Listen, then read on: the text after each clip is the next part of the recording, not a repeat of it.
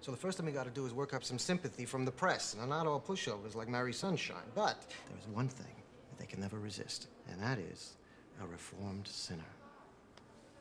All right, so tell me, what was your favorite subject in school? Oh, that was a real dummy. Oh, come on, it must have been something you were really good at. Oh, I got high marks on courtesy and hygiene. Perfect. You wanted to be a nun. A nun? Where were you born? On a chicken farm outside of Lubbock. Beautiful southern home filled with every luxury and refinement. Where are your parents now? Probably on the front porch in their rocking chairs. Parents dead. Family fortune swept away. You were educated at the Sacred Heart. Then you fell into a runaway marriage, left you miserable, alone, unhappy. And of course, you got all swept up in the mad whirl of the city. Jazz, cabarets, liquor. You were drawn like a moth to the flame. Oh, no. Now the mad whirl has ceased, and you are a butterfly, crushed on the wheel. So which is it? Is it the moth or the butterfly? You have sinned, and you are sorry. God, that's beautiful. Cut out God. Stay where you're better acquainted. Kid, when I'm through with you, not only will you be acquitted, every man in that jury will want to take you home to meet his mother. I was born on a beautiful southern convent. What? Oh, holy shit! Oh, I'm never gonna get this straight. Pipe down to swearing. Look, from here on in, you say nothing rougher than oh dear. Now try again. I was born on... Come on, come on.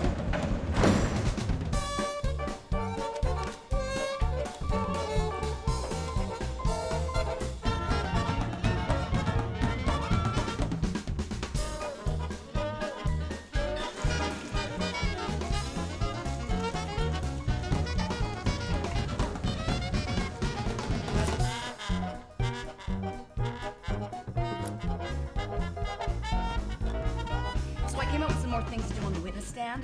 I thought I'd get all teary-eyed, then ask to borrow your handkerchief. Then I thought I'd take a peek at the jury like this. Flashing a bit of thigh, huh? What do you think? Sounds great.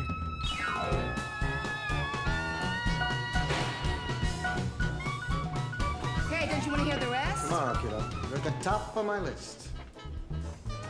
Well. Sorry to be late, Mr. Flynn. Uh-huh. Hope you weren't too bored. I like it. I like it.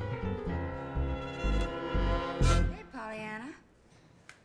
I heard your press conference is tomorrow. Yeah, what's it to you? Well, you wanted my advice, right? Well, here it is. Don't forget, Billy Flynn's #1 client is Billy Flynn. Meaning what?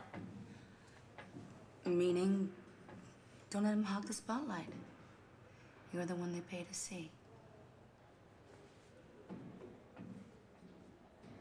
Now remember, we can only sell him one idea at a time. Yeah, I can still see him coming at me with that awful look in his eyes. And? And we both reached for the gun. That's right. You both reach for the gun. Ready? Yeah.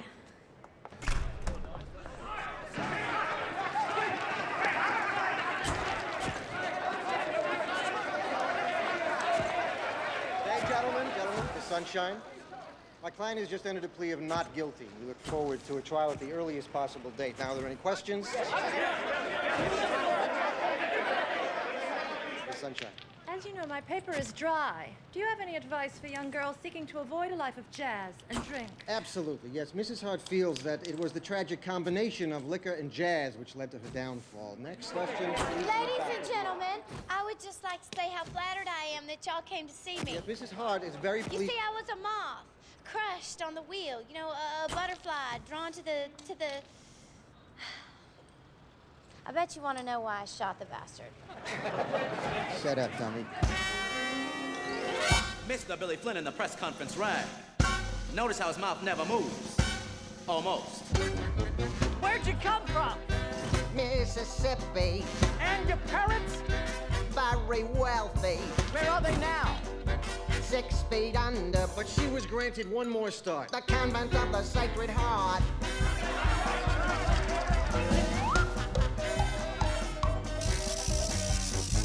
When'd you get here? 1920, How old were you? don't remember. Then what happened? I met Amos and he stole my heart away, convinced me to elope one day. Oh, you poor dear, I can't believe what you've been through. A convent girl, a runaway marriage. Now tell us, Roxie, who's precisely? My ex-boyfriend, Why'd you shoot was leaving. Was he angry? Like a madman. Still, I said, Fred, move along. She knew that she was doing wrong. Then describe it He came toward me with the pistol. from my bureau Did you fight him? like a tiger. He had strength and she had And none. yet we both reached for the gun.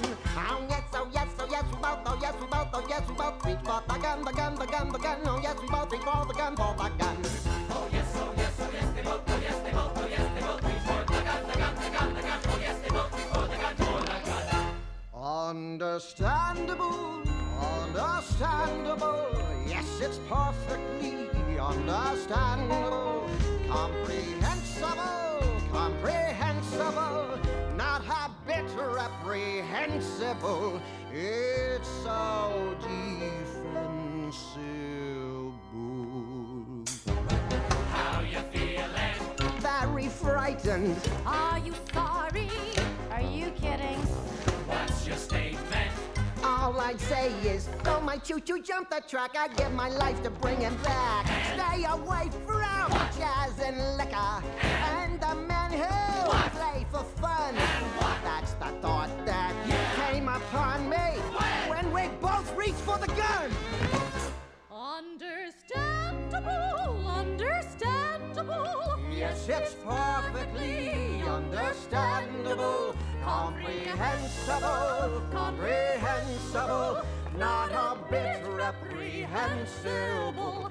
It's so defensible.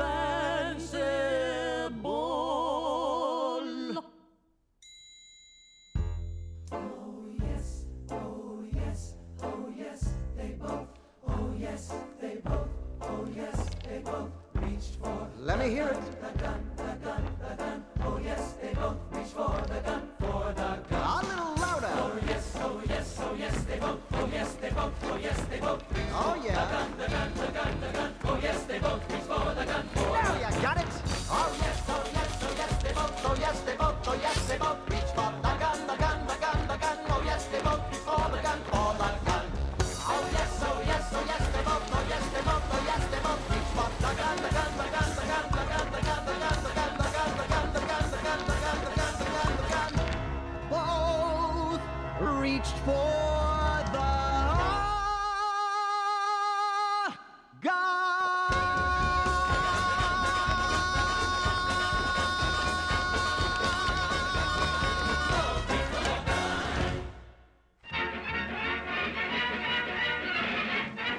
Move over, Al Capone. The Windy City has taken a new criminal to its heart. The name on everybody's lips is Roxie Hart, the sweetest little lady ever accused of murder in Chicago.